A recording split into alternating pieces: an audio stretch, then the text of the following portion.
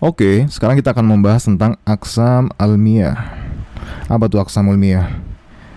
Ya, aksam almiyah adalah jenis-jenis air. Ya, jenis-jenis air. Ya, jadi air ada jenis-jenisnya, ya. Ada yang boleh digunakan untuk berwudu atau bersuci, ada juga air-air yang nggak boleh digunain nih untuk bersuci, ya. Nah, kita akan kenalan nih. Pertama, ada yang namanya dengan air tohur. Ya, jenis nomor 1 adalah tohur. Jenis nomor 2 adalah tohir. Ya, jenis nomor 3 najis. Nah, jadi air terbagi menjadi 3 nih. Yang pertama tohur, kedua tohir, yang ketiga adalah najis. Oke, kita bahas satu persatu. Nomor 1, jenis air yang tohur. Ya, oke, air yang tohur tuh air apa sih? Ya, gampangnya air yang tohur ini adalah air yang suci dan mensucikan. Gitu, ini gampang ya. Gitu, air yang tohur adalah air yang suci yang mensucikan. Nah, air yang mensuci dan mensucikan ini air yang kayak gimana sebenarnya? Ya, dia adalah huwa al-asl. Ya, air yang suci dan mensucikan dia adalah air yang asli. Ya, contohnya misalnya air hujan, air laut, danau, salju, dan semisalnya, ya, air yang asli gitu. Maka ini masuk dalam kategori airnya apa? Air yang tohur, dia suci dan mensucikan. Artinya apa? Kalau dia suci dan mensucikan, artinya yang pertama, terus dulu sini. Artinya yang pertama, dia bisa mengangkat hadas, yarfaul hadas. Yang kedua, dia bisa apa nih? Ya, dia bisa menghilangkan apa? Bisa menghilangkan najis, ya. Jadi yang pertama dia bisa mengangkat hadas, yang kedua dia bisa menghilangkan najis, ya. Yarfal hadas wazil najis, ya.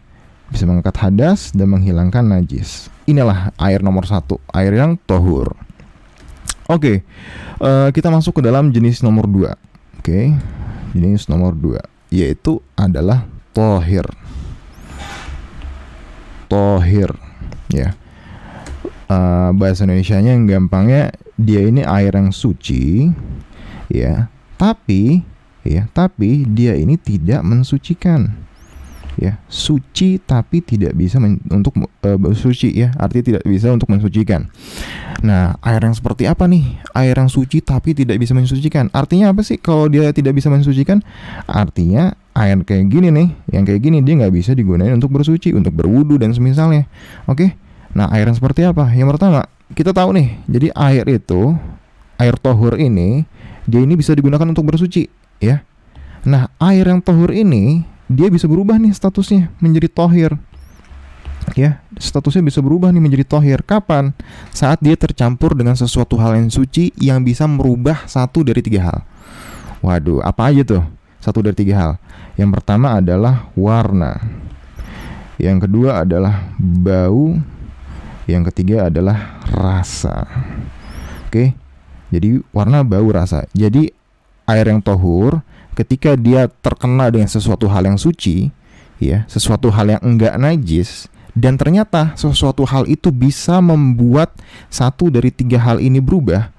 Warnanya bisa berubah, baunya berubah, atau rasanya bisa berubah. Maka statusnya itu berubah menjadi dari yang tadi yang tohur menjadi tohir. Oke, analoginya gini. Contohnya gini. Kita coba kasih metafora gini. Kita buat tabelnya dulu deh, ya. Jebret. Oke, tadi ada 3 elemen. Pertama warna, ya. Kedua bau, ketiga rasa, ya. Ada 3 elemen. Oke, misal gini. Misalnya gimana ya? Sini deh. Oke, misalnya gini. Misalnya ini adalah ember, ya. Ini ember. Kemudian ember ini diisi air, ya. Diisi air. Kemudian ternyata ember ini, ya, status air di dalam ember ini apa? Air biasa nih. Air biasa aja, air keran, ya. Air biasa aja misalnya. Oh, statusnya adalah tohur, ya. Karena ini air biasa aja. Kemudian ternyata air di dalam ember ini kejatuhan 1 buah daun, ya. Ada daun nih jatuh nih ke dalam sini nih, ya, ke dalam ember ini. daunnya jatuh. Ternyata setelah kita analisis ya, air di dalam ember ini ketika dia kejatuhan sebuah daun, satu buah daun kecil ya, satu buah daun kecil. Ternyata setelah kita analisis, oh warnanya enggak berubah. Kemudian bau airnya juga enggak berubah. Kemudian rasa airnya enggak berubah nih. Maka status air tersebut dia adalah tohur. Oke? Tetap tohur. Nah, coba lihat yang kedua. Ya, coba lihat contoh yang kedua. Misalnya ada ember juga nih, lagi-lagi ember, isinya air. Ya, tapi ternyata kita jatuhin ke dalam ember ini satu botol sabun cair, ya. Jatuh nih satu botol sabun cair. Jebret jatuh. Akhirnya apa? Air yang tadinya airnya warna bening jadinya keruh atau berwarna putih misalnya. Ya, akhirnya apa? Ternyata air yang setelah kita analisis ya, ketika ada sabun cair mengenai air tersebut, maka seisi ember itu menjadi apa? Warnanya berubah, baunya juga jadi wangi, misalnya rasanya juga jadi gimana gitu, berubah juga. Maka status air di dalam ember yang udah ketumpahan sabun cair itu, yang tadinya tohur, airnya sebelumnya tohur, dia berubah nih statusnya menjadi apa? Menjadi tohir. Ya, gitu ya, gampang banget ya. Jadi konsepnya gampang nih. Ya, dia suci tapi enggak mensucikan. Enggak boleh dipakai untuk apa? Enggak boleh dipakai untuk berwudu ya. Dia nggak bisa untuk berwudu atau yang semisalnya. Oke, lagi contoh lagi. Misalnya air putih nih, ya, atau air mineral deh. Ya, apalah mereknya, Aqua atau apapun itu, air mineral. Air putih biasa ya, dari pegunungan, diambil langsung dari pegunungan, nggak diapa-apain. Ya, airnya statusnya apa? Air ini dia statusnya adalah tohur. Gitu ya, dia bisa dipakai untuk wudhu nih. Tapi ketika misalnya dicampur dengan teh misalnya, dijatuhin teh nih misalnya, teh celup ya, akhirnya apa? Air berubah, yang tadinya cuman air putih bening berubah menjadi warna teh merah misalnya ya. Akhirnya apa? Warnanya berubah, baunya juga berubah, rasanya juga berubah. Maka statusnya air ini ya, status airnya ini tadinya tohur, dia berubah menjadi apa? Menjadi tohir ya. Maka air teh ini ya, air teh ini dia nggak bisa digunakan untuk apa? Untuk berwudu gitu.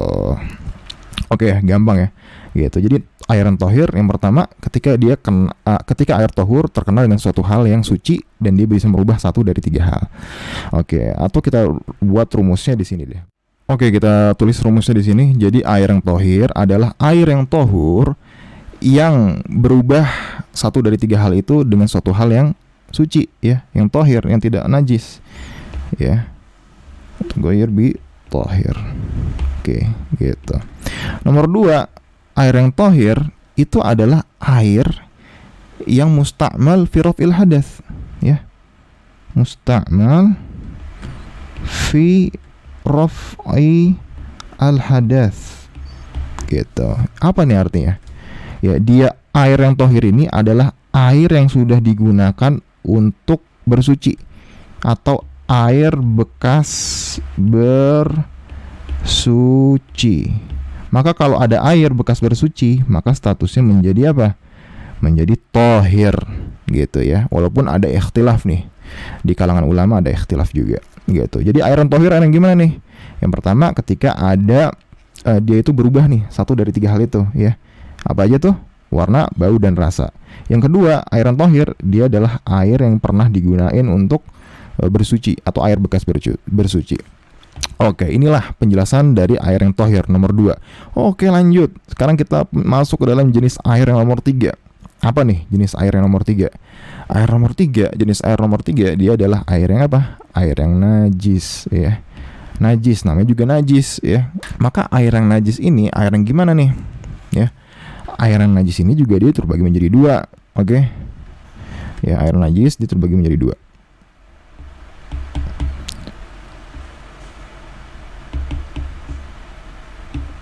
Oke.